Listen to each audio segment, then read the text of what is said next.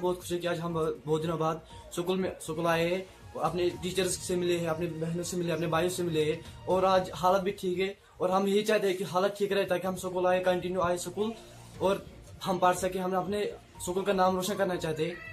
कि आज हम सरमाई दाखिलात के बाद फिर से स्कूल में आए हैं, ज्वाइन किया है स्कूल।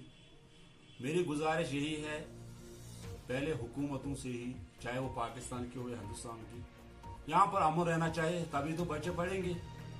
अगर बच्चों ने नहीं पढ़ा है तो यहाँ पर हालात कहाँ ठीक रहेंगे, क्योंकि अगर पॉवर्टी आ गई तो पॉवर्टी जो है वो तमाम बुराइयों की जड़ है। इसलिए मैं गुजारिश करता हूँ हुकूमतों से, चाहे वो हमारे कश्मीर की हुकूमत हो, हिंदुस्तान की हुकूमत हो, क्योंकि पाकिस्तान के साथ तो जुड़ी हुई है ये पूरी, पाकिस्तान तो हमारा नेबर है। दोनों मुल्कों में अमन होना चाहिए, क्योंकि अमन ही एक बेसिक पॉइंट है। जहां पर अगर अमन है तो तरक्की मुल्क करेगा, बच्चे पढ़ेंगे अच्छे से।